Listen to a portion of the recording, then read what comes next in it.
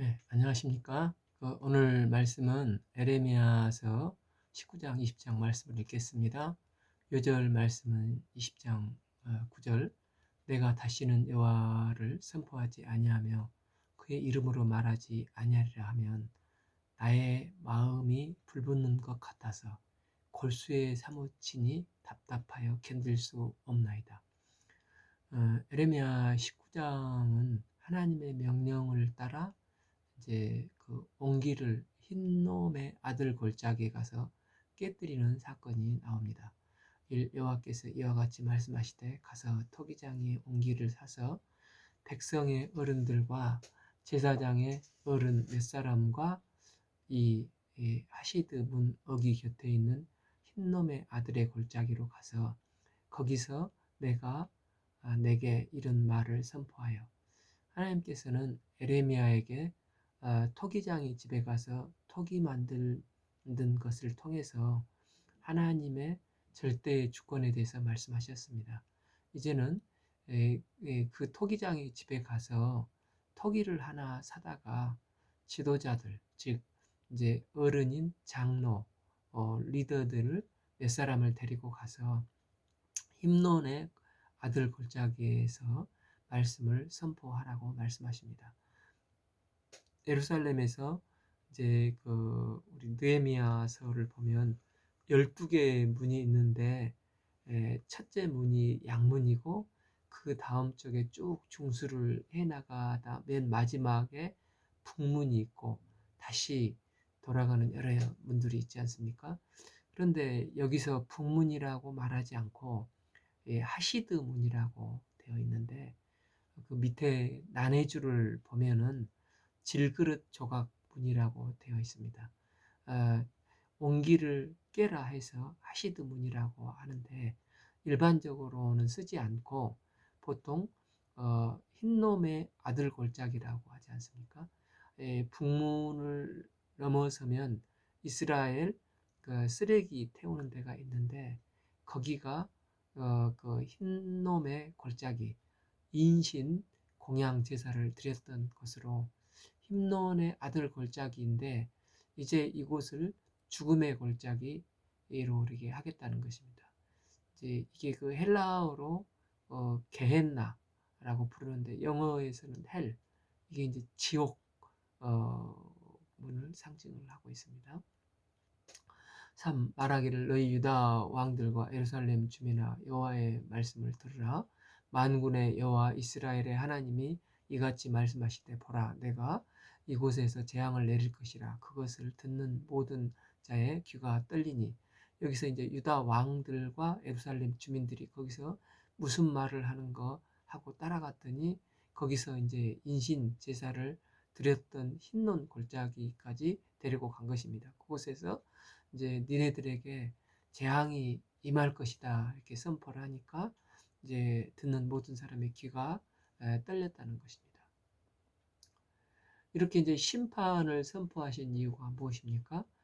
이는 그들이 나를 버리고 그것을 불결하게 하여 이곳에서 자기와 자기 조상들과 유다 왕들이 알지 못하던 다른 신들에게 분향하며 무죄한 자의 피로 이곳에 채웠음이며 그들이 이제 하나님을 버리고 우상 숭배를 했는데 5절 또 그들이 바알을 위하여 산당을 건축하고 자기 아들들을 바알에게 번제로 불살라 드렸으니 이는 내가 명령하거나 말하거나 뜻하는 바가 아니라. 하나님이 명령하신 것은 뭐였습니까? 창세기 1장에서 보면 생육하고 번성하고 충만하라고 했습니다. 그런데 지금 유대는 우상 숭배하며 이런 음란한 죄를 짓고 있는 것입니다. 그러므로 보라 다시는 이곳을 도벳이나 힘론의 아들 골짜기라 부르지 아니하고 오직 죽음의 골짜기라고 부르는 날이 이를 것이라 여호와의 말이니라. 이곳을 이제 도벳이나 힘놈의 아들의 골짜기였는데 이제는 사람들이 죽음의 골짜기라고 부르게 될 것이라는 것입니다. 그러니까 엄청난 이제 머지않아 원수들에 의해서 엄청난 죽음을 당하게 되어서 시체를 채울 수 없는 비참한 상황이 될 거라는 것입니다. 내가 이곳에서 유다와 예루살렘 계획을 무너뜨려 그들로 그 대적 앞에 생명을 찾는 자의 손에 칼에 엎드러지게 하고 그 시체를 공중의 새와 땅의 짐승의 밥이 되게 하며, 그러니까 중동에서는 그 시체를 매장하지 못하는 것이 최대의 수치인데 이제 그때 그런 상황이 벌어진다는 것입니다. 이 말씀을 선포했던 장소가 그들이 이제 인신공양했던 힘론 골짜기입니다. 이제 가족에서 제일 소중한 게 자녀이지 않습니까? 그런데 그 자식을 불로 지나가게 해서 우상에게 인신공양을 했다는 것입니다. 그러니까 인신공양을 하면서 내가 원하는 것을 얻겠다는 인간의 가장 무자비하고 이기적인 욕심의 극치가 이 장소에서 끔찍하게 행해졌다는 것입니다. 하나님은 이런 것을 철저히 벌하시고 엎드러지게 해서 그 시체를 새와 짐승의 밥이 되게 심판하시겠다고 말씀하십니다. 8. 이 성읍은 놀람과 조롱거리가 되게 하리니 이 모든 재앙으로 말미암아 지나는 자마다 너무 끔찍해서 놀라며 조롱할 것이라는 것입니다. 9절 그들이 그들의 원수와 그들의 생명 찾는 자들에게 둘러싸여 곤경에 빠질 때가 내가 그들의 아들의 딸 아들의 딸의 살을 먹게 하고 또 각기 친구의 살을 먹게 하리라 하셨다. 하나님께서 이제 바벨론의 멍둥이로 이곳을 치실 때 얼마나 끔찍한 상황이 벌어지냐면 너무 굶고 먹을 것이 이제 없어서 마침내 그들이 생존을 위해서 자기 자식의 살을 뜯어먹고 친구가 친구의 살을 먹는 이 지옥 같은 아비규환의 참상이 발생할 것이라는 것입니다. 10. 너는 함께 가는 자의 목전에서 그 온기를 깨뜨리고 행동 애언으로 사온 온기를 이제는 깨뜨리라고 말씀하십니다. 마가복음 14장을 보면 그 막달라 마리아가 향유 옥합을 깨뜨려서 예수님의 발에 붙지 않습니까? 그래서 가룟 유다는 그걸 보면서 그러려면 300데나리온에 팔아서 가난한 자에게 돕는 게 낫지 않냐 하며 비난을 했습니다. 그때 예수님께서 옥합을 깨뜨려 내 몸에 향유를 붓는 것은 십자가를 준비하는 것이라고 말씀을 하십니다. 그리고 복음이 전파되는 곳에 이 여자의 이야기도 다 기억될 것이다. 그러니까 이 관점에서 보면 예수님은 깨지는 분으로 죄에 대한 대속자가 되시는 분이십니다. 우리는 죄로 인해서 다 와장창 옹이가 깨지듯이 이제 깨져서 우리가 갈 곳은 헬, 지옥이라는 것이었습니다. 그런데 예수님께서 십자가에서 내 대신 깨주셔서 죽으셔서 대속을 해주신 것입니다. 때문에 나의 구원은 나의 공로, 나의 자랑이 결코 아니고 내 대신 깨지시고 십자가에서 죽으신 이 예수님을 믿고 그의 은혜를 덧입어야 구원에 이룰 수 있다는 것입니다. 11. 그들에게 이르기를 만군의 여호와께서 이와 같이 말씀하시되 사람이 토기장의 그릇을 한번 깨뜨리면 다시 완전하게 할 수 없나니 이와 같이 내가 이 백성과 이 성읍을 무너뜨리니 도벳에 매장할 자리가 없을 만큼 매장하리라. 그러니까 딱딱하게 굳은 옹이가 산산이 깨졌다는 것은 지금 이스라엘의 상황이 이처럼 딱딱하고 완전히 굳어져서 완악해져 있는데 이런 완악한 이스라엘이 산산이 깨져버린다는 것입니다. 그러면은 다시 원상태로 복구가 불가능하지 않습니까? 때문에 그들이 바벨론으로 끌려가는 이런 비참한 결과를 만들 것이라는 것입니다. 결국 회개치 않으니까 이렇게 되는 것입니다. 이 옹이를 사다가 이 흰놈의 아들 골짜기에서 깨뜨리면서 회개치 않고 끝까지 완고할 때 공의로우신 하나님은 사랑이 많으시지만 끝까지 회개치 않을 때는 죄의 삭은 사망이고 그 후에는 철저한 심판이 있으리라. 깨진 옹이처럼 철저히 파멸에 이르는 심판을 보여주기 위한 행위 예언이라고 할 수가 있습니다. 12. 여호와의 말씀이라 내가 이곳과 그 가운데 주민에게 이같이 행하여 이 성읍으로 도벳같이 할 것이라. 그런데 특이하게 이제 에레미야 19장 전체를 보면 우리에게 가장 익숙한 어떤 흰놈 골짜기나 게헨나 이렇게 부르는데 유독 이곳에서만 도벳이라는 말이 가장 많이 사용되고 있습니다. 도벳이라는 뜻이 무엇입니까? 그러니까 이제 인신공양을 하는 가운데 둥둥둥 치는 북소리를 뜻합니다.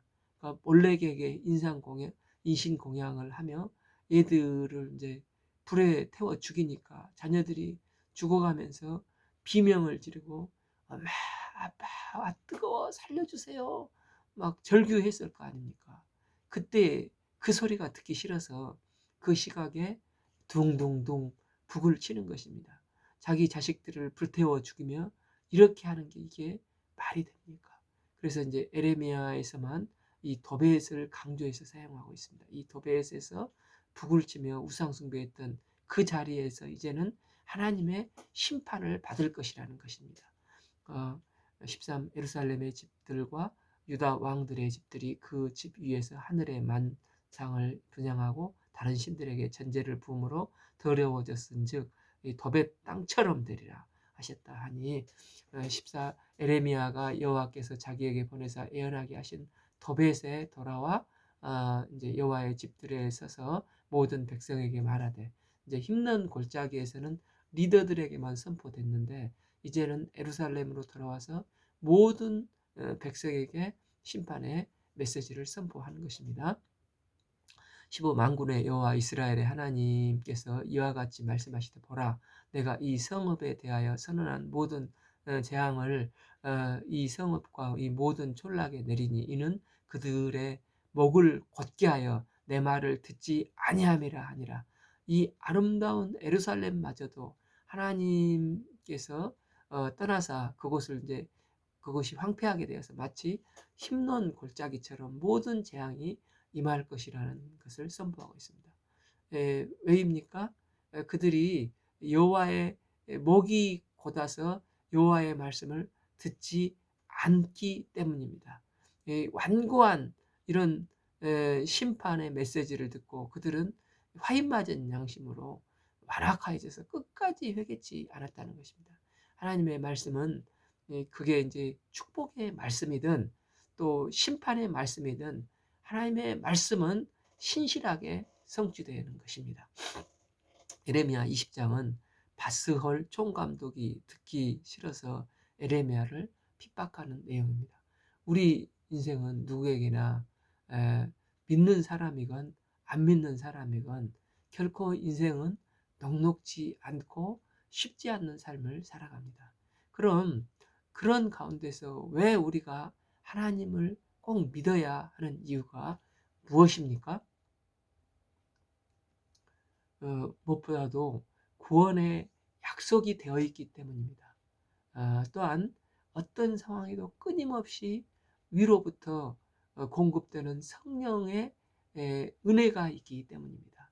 우리가 이제 고난을 당하면 내 힘으로 이겨내는 게 아니라 하나님의 공급하시는 힘으로 이겨냅니다. 또한 우리 성도들은 고난에 대해서 해석이 가능하다는 것입니다. 고난에 대해서 해석하고 그 가치를 매김으로 인내할 힘을 주님께서 주시고 어떠한 고난도 말씀을 의지해서 성령님의 도우심으로 넉넉히 감당하고 승리할 수 있다는 것입니다. 그래서 이제 20장은 이 고난의 선지자 에레미야가 이제 고난에 대한 샘플로 나타나서 심판과 핍박을 받습니다. 에레미야는 이 사명이 너무 힘들어서 하나님께 호소하고 슬피 울고 탄식을 하면서 자신의 생일까지 저주를 하면서 또 하나님을 고백하는 내용입니다. 1. 임멜의 아들 제사장 밧솔은 여호와의 성전의 총감독이라 그가 에레미야 이 일을 애원함을 들은지라. 그러니까 똑같은 하나님의 말씀이 들려와도 이제 사도행전 2장에서 보면 우리가 어찌할꼬 회개하는, 가슴을 치며 회개하는 사람들이 있는 반면에 이제 우리가 어찌할꼬 하면서 스테반을 돌로 쳐 죽이는 사람들도 있지 않습니까? 이 밧스올은 스테반을 돌로 쳐 죽이는 사람과 같습니다. 여기 이제 밧스올은 대제사장은 아니고 경비를 관할하는 사람인 것 같은데 공권력을 행사하는 사람입니다. 그런데 에레미야가 성전에서 설교하는 내용이 무엇입니까? 너희들 노략당할 것이다. 이제 회개치 않는 너희들은 끝끝내 이제 포로로 끌려갈 것이다. 이제 옹기같이 깨진 옹기가 깨진 것 같이 이 심판을 받을 것이다 하는 것입니다. 이런 설교를 계속하니까 그는 듣기 싫은 것입니다. 그래서 에레미야를 이 성전에서 잡아다가 감옥에 가두고 이제 사도 바울이 40대 이상 맞으면 죽을 수 있으니까 율법을 안 어기려고 그 유대인들이 40에 하나 감한 39대의 매를 치지 않습니까? 그래서 이렇게 이제 매를 늑신하게 때린 다음에 이제 춘향이가 이제 그 변사또에게 수청을 거절하다가 목에 씌운 그 칼, 나무 고랑으로 이제 채워져서 감옥에 이제 에레미야도 갇히게 되는 것입니다. 나무 칼을 왜 씌우냐면 이 목 둘레가 이렇게 나무로 날카롭기 때문에 이게 피곤하면 막 꼬부러지는데 거기에 이제 그 부딪히니까 염증이 생기면서 감옥에서도 잠을 잘 못 자게 하기 위해서 이런 칼을 씌운다는 것입니다. 이런 저녁에 마저도 잠마저 못 자게 하는 이 고통을 주는 것입니다. 이에 밧솔이 선지자 에레미야를 때리고 여호와의 성전에 있는 베냐민 문 위층에 목에 씌우는 나무 고랑이로 채워 두었더니, 그러니까 그는 채찍과 또 당근으로 하루는 죽도록 이토록 이제 감옥에 쳐놓고 고생시키고 잠도 못 자게 해놓고 그 다음 날에는 풀어주면서 야 이제 너 이제 다시는 떠들지 마 하고 이제 에레미야를 이제 풀어줍니다. 그런데 에레미야는 여기서 변절되거나 결코 타협하지 않지 않습니까? 3. 다음날 빗소월에게 에레미야를 목에 씌우는 나무 고랑에서 풀어주매 에레미야가 그에게 이르되 여호와께서 내 이름을 밧소리라 아니하고 마골 및 삽입이라 하느니라. 그러니까 원래 밧스홀의 뜻은 풀어주다, 또 자유케 되다라는 긍정적인 뜻이 있는데 이제 마골 윗삽입의 뜻은 밑에 그 난해주를 보시면 사방의 두려움이라, 즉 이제 자유롭 돼서 이제는 너는 두려움의 인생이 될 거야 하면서 에레미야는 회개하기는커녕 더 강한 분명한 심판의 메시지를 증거합니다. 그러면서 고난당한 후 주님의 메시지가 더 분명하고 구체적인 것을 보게 됩니다. 여호와께서 이같이 말씀하시되 보라 내가 너와 내 모든 친구에게 두려움이 되게 하리니 그들이 그들의 원수들의 칼에 엎드러질 것이요 내 눈은 그것을 볼 것이며 내가 유다를 바벨론 왕의 손에 넘기리니 그가 그들을 사로잡아 바벨론으로 옮겨가 칼로 죽이리라. 지금까지 이제 허릿하게 고난 당하고 동한다고 이제 예언을 했지 않습니까? 그러나 이런 고난을 통해서 그는 이제 바벨론이라는 말이 구체적으로 나오게 됩니다. 이제 이때까지만 해도 이제 아수르가 여전히 힘이 강했고 또 애굽도 만만치 않는 힘이 있었습니다. 또 다만 바벨론은 이제 최강이 아니라 떠오르는 신은 강국일 뿐이었는데 이제 누가 몽둥이가 될지 잘 몰랐던 상황이었습니다. 그런데 이처럼 에레미야가 이 고난 속에서 이제 중심을 지킬 때 흐릿한 메시지가 이제는 하나님 앞에서 선명한 메시지를 증거하게 되는 것입니다. 그래서 에레미야는 변절되지 아니하고 거기서 니네들은 죽을 것이라 분명한 심판의 말씀을 증거합니다. 5. 내가 이 성읍의 모든 부와 모든 소득과 모든 귀중품과 유다 왕들의 모든 보물을 그 원수의 손에 넘기리니 그들이 그것을 탈취하여 바벨론으로 가져가리라. 바스오라, 너 내 집에 사는 모든 사람이 포로가 되어 옮기리니 내가 바벨론에 이르러 거기서 죽어 거기에 묻힐 것이라. 너와 너의 거짓 애언을 들은 모든 친구들도 이와 같이 되리라 하셨느니라. 그러니까 바스올은 바벨론 심판의 샘플로 쓰일 것이라는 것입니다. 그는 70년 만에 다른 사람들이 이제 다 끌려가서 온다 할지라도 돌아오지 못할 것이고 그 이방 땅에서 죽고 묻힐 것이고 그의 친구들도 그와 같이 될 거라는 것입니다. 이렇게 된 이유가 무엇입니까? 이 바스올은 하나님의 말씀을 듣지 않고 거역했기 때문에 이렇게 된 것이라는 것입니다. 로마서 10장 17절 그러므로 믿음은 들음에서 나며 들음은 그리스도의 말씀으로 말미암느니라. 믿음은 들음에서 난다는 것입니다. 이제 바스올은 자기 마음에 맞는 말만, 듣기 좋은 즐거운 말만 골라서 들었습니다.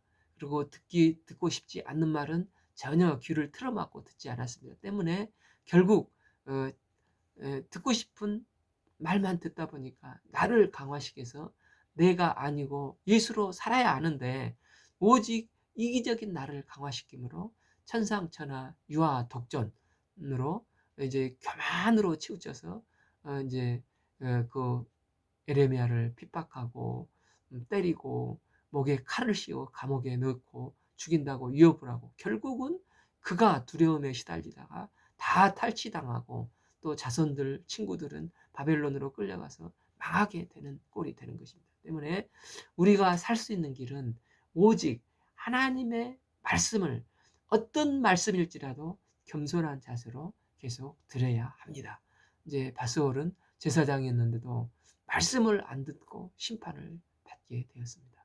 우리가 말씀을 겸손히 듣고 말씀에 순종하는 삶을 통해서 생명을 얻고 그 안에서 승리하는 풍성한 삶이 되기를 기도합니다. 7. 여호와여 주께서 나를 권유하심으로 내가 그 권유를 받았사오매 주께서 나보다 강하사 이기셨으므로 내가 조롱거리가 되니 사람마다 종일 나를 조롱하나이다. 에레미야가 자신의 이 속상한 것을 주님 앞에 솔직히 다 토로합니다. 여기서 이제 권유했다는 것은 힘이 벅찬 일을 하게 하셨다. 또 이제 영어 성경에는 이제 속였다라는 뜻이 됩니다. 하나님이 나에게 감당할 수 없는 벅찬 일을 맡기셔서 결국 이렇게 되었다고 탄식을 하는 것입니다. 즉 하나님께서 맡기신 사명 때문에 에레미야는 지금껏토록 이제 조롱거리가 되고 이제 제사장의 자존심도 있을 것인데 맨날 치욕당하고 얻어터지고 칼에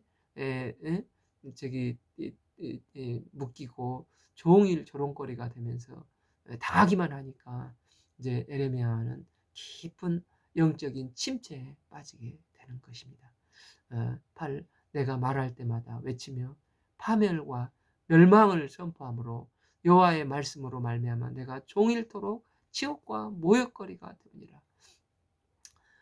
나 이제 완전히 바보가 되었습니다. 하나님 이거 어쩔 겁니까? 이런 이제 하소연을 하는 것입니다.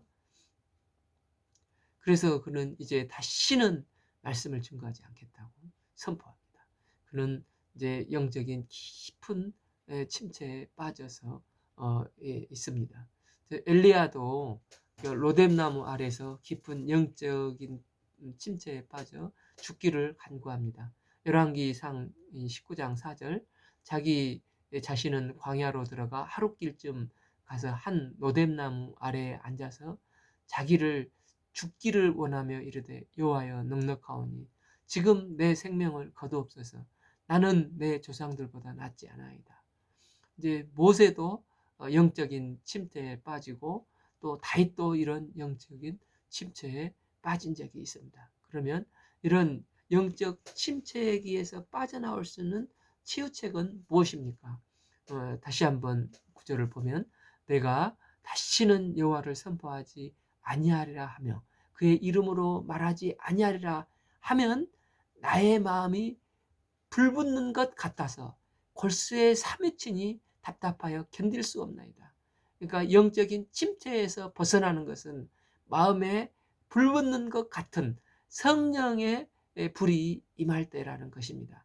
그러니까 그 복음을 전하지 않으려고 해도 강력한 성령의 불이 임하여서 여호와를 선포하고자 하는 목자의 심정이 불릴 듯이 일어나 말씀을 선포하지 아니할 수 없는 뜨거움이 있는 것입니다. 그러니까 숨기려고 해도 숨길 수가 없다는 것입니다. 내 속에 불이 나와서 터져서 견딜 수가 없는 것입니다. 어떤 상황과 조건에서도 이 목자의 심정이 터져 나온다는 것입니다. 이게 이제 부활의 능력이 아니겠습니까? 예수님께서 돌무덤을 깨뜨리시고 사망 권세를 파하시고 나오는 부활의 능력이 주님께서 이 부활의 능력을 에레미야에게 주신 것입니다. 내 안에 성령이 오시고 부활의 영이 오시면 영적인 침대를 깨뜨리고 말씀이 터져 나오는 것입니다.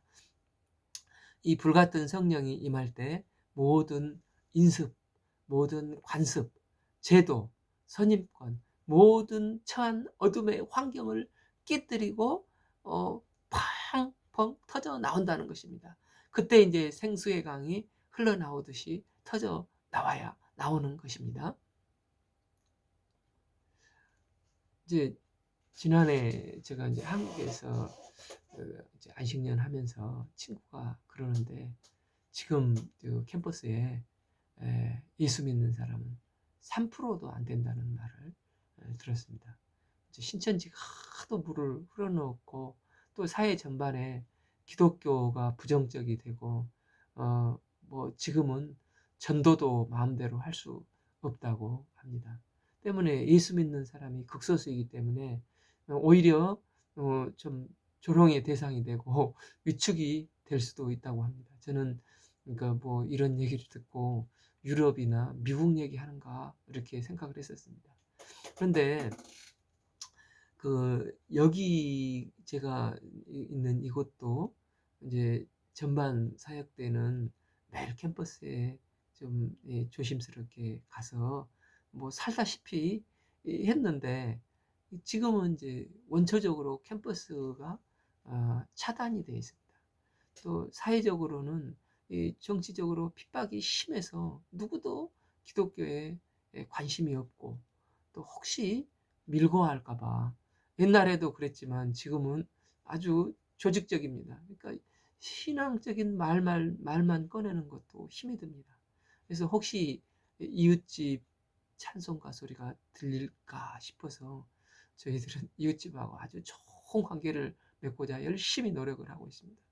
우리 언약교회는 이제 일반인 사역을 이제 하고 있지만 이제 남편을 믿지 않고 현지 사모와 그 아들이 신실하게 참호해서 최소한 주일 예배를 드릴 수 있는 겨자씨 모임입니다.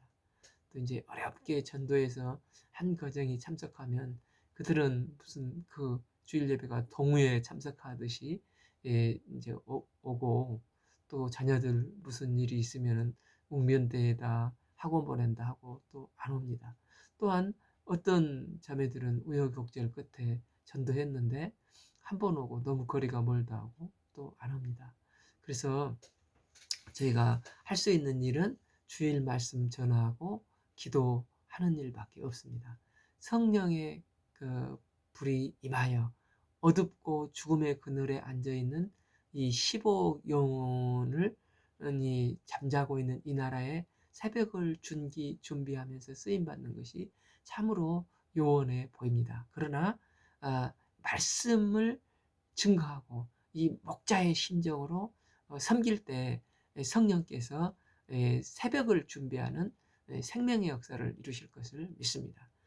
또한 전반기 동역자들이 이제 복림교회, 은혜교회, 산돌교회, 믿음 소망교회, 사무엘 교회를 섬기는데 이들과 동역의 길을 찾아서 합력해서 이 땅의 남은 자들을 성령의 도우심으로 세워나가는데 쓰임 받기를 기도합니다.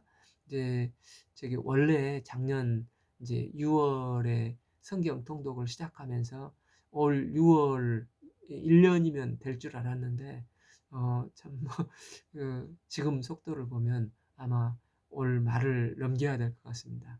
이 말씀이 부족하지만 나중에 이제 중국어로 번역돼서 이곳에는 이제 유튜브가 되지 않고 단속을 합니다. 그러니까 안전 문제가 있으니까 이게 중국 동역자들에게 이 말씀을 이제 공급을 하고 조금이나마 영적 성장에 도움이 되는 영적 환경을 만들어서 이 구원 역사에 쓰임 받는 은혜를 덧입기를 기도합니다. 구 어, 어, 나의 마음이 불붙는 것 같아서 골수에 사무치니 답답하게 마여 견딜 수 없나이다. 성령의 불이 임하게 되면 모든 상황을 깨뜨리고 말씀을 선포하지 않으면 안 되는 상황이 된다는 것입니다. 엘리야가 주님의 세미한 음성을 듣고 침체에서 일어나고 한 일이 무엇입니까?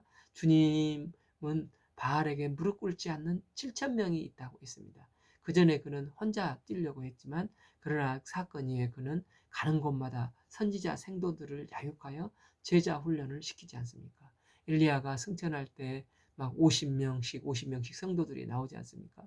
이 영적인 침체를 통해서 오히려 그는 그 영적인 패러다임이 바꾸어졌습니다. 복음서의 제자들과 에, 성령의 행전인 사도행전 사도들의 스케일이 달라지지 않습니까? 초대교회에 여러 핍박이 있었지만 그럼에도 불구하고 그들이 성령의 불을 받아서 엄청난 부흥의 불길이 있지 않습니까? 침체가 무엇이겠습니까? 나만 쳐다보고 환경만 쳐다보고 어려운 현실을 쳐다보는 것입니다. 이러할 때 침체가 오는 것입니다. 반면 부흥은 무엇입니까? 하나님을 바라보고 그럼에도 불구하고 살아계신 하나님을 바라보면 다 일어서게 된다는 것입니다. 우리가 불같은 성령을 받아서 주님을 바라보고 일어서서 내가 서 있는 그곳에서 그곳을 땅끝이라고 생각하고 그곳에서 에레미야의 고백, 나의 마음이 불같아서 골수에 사미치니 답답하여 건딜 수 없나이다 하며 주님의 복음을 증거하는 삶을 살 수 있기를 기도합니다. 10. 나는 무리의 비방과 사방이 두려움을 들었나이다. 그들이 이르기를 고소하라. 우리도 고소하리라 하며 내 친한 벗도 내가 실족하기를 기다리며 그가 혹시 유혹을 받게 되면 우리가 그를 이기어 우리 원수를 갚자 하나이다. 그 상황이 어느 정도입니까? 사람들이 두려워하고 미워하고 심지어 법정에 고소를 해서 잡아 넣게 하자. 이런 말이 너무 많다는 것입니다. 또한 친한 친구조차 율법에 어긋난 말을 하고 실수하기를 기다렸다가 그걸 꼬투리로 잡아서 그걸 잡아넣고 또 원수로 만들어서 제거하자는 것입니다. 털어서 먼지 안 나는 사람이 있겠냐? 그가 실족하기를 기다렸다 보복하자는 것입니다. 11. 그러나 여호와여 두려운 용사 같으며 나와 함께 하심으로 나를 박해하는 자들이 넘어지고 이기지 못할 것이오며 그들은 지혜롭게 행하지 못하므로 큰 치욕을 당하려니 그 치욕은 길이 잊지 못할 것입니다. 그러면서도 그 상황 속에서도 에레미야는 하나님께 대한 믿음과 사랑과 신뢰를 고백합니다. 주님, 제가 지금은 이렇게 투정거리지만 저는 압니다. 여호와는 두려운 용사 같으시고 나와 항상 함께 하시는 임마누엘의 주님이신 것을 압니다. 그래서 누가 핍박과 공포를 조성한다고 해도 어, 어, 넘어지게 하고 나에게 손대지 못하며 내가 나에게 어떻게 해도 어떤 해도 미치지 못하게 할 것을 주님께서 보호하실 것을 내가 압니다. 오히려 이런 모습들이 그들에게 치욕이 될 것을 내가 압니다 하는 믿음의 고백을 하는 것입니다. 12. 의인을 시험하사 그의 폐부와 심장을 보시는 만군의 여호와여 나의 사정을 주께 아뢰어 싸운즉 주께서 그들에게 보복하심을 나에게 보게 하소서. 즉 내가 그들에게 핍박당하며 폐부가 다 썩어 문드러져가는 심장을 보시는 만군의 여호와께서 내가 다 말씀드렸사오니 그들이 심판당하는 꼴들을 나도 보게 해주세요. 하는 것입니다. 하나님에 대한 이 속상한 마음을 지금 표현을 하고 있습니다. 그리고는 또 오히려 백성들을 설득을 합니다. 13 여호와께 노래하라. 너희는 여호와께 찬양하라. 가난한 자의 생명을 행악자의 손에서 구원하셨습니다. 그러면서 에레미야의 탄식을 하며 내가 차라리 안 태어났으면 좋았을 것을 하고 탄식을 하는 것입니다. 14. 내 생일이 저주를 받았더라면 나의 어미가 나를 낳았던 날이 복이 없었더라면 15. 나의 아버지께 소식을 전하여 이르기를 당신이 등남하였다 하여 아버지를 즐겁게 하던 자가 저주를 받았다면 16. 그 사람은 여호와께서 무너뜨리시고 후회하지 아니하신 성읍같이 되었더라면 그가 아침에 부르짖는 소리 낮에 떠드는 소리를 듣게 하였더라면 좋을 뻔 하였나이니 17. 이는 그가 나를 태에서 죽이지 아니하셨으므로 나의 어머니를 내 무덤이 되지 않게 하셨으며 그의 배가 부른 채로 항상 잊지 않게 하신 까닭이로다. 8. 어찌하여 내가 태에서 나와서 고생과 슬픔을 보며 나의 나를 부끄러움으로 보내는고 하니라. 그러니까 너무 에레미야가 괴로워하는 모습이 나오지 않습니까? 하나님이 함께 하셔서 감사하지만 끝내 회개치 않으므로 모진 박해와 모든 수모와 신음소리를 낼 수밖에 없는 에레미야의 탄식을 보게 됩니다. 이제 마태복음 5장 11절 12절에서 예수님은 이렇게 말씀을 하셨습니다. 나로 말미암아 너희를 욕하고 박해하고 거짓으로 너희를 거슬러 모든 악한 말을 할 때는 너희에게 복이 있나니 12. 기뻐하고 즐거워하라. 하늘에서 너희의 상이 큼이라. 너희 전에 있던 선지자들도 이같이 박해를 하였느니라. 에레미야 선지자의 그 시대를 온몸으로 신음하며 끝까지 사명을 감당해 나간 것처럼 오늘날 우리 시대에도 이 시대를 놓고 영적으로 씨름하며 내가 신을 밟고 있는 그곳을 땅끝이라고 여기고 그곳에서 죄의 생명을 하나님께 돌이키는 일을 끝까지 감당하는 해나가는 복된 삶이 될 수 있기를 기도합니다. 오늘 말씀은 에레미야 19장 20장을 읽겠습니다. 감사합니다.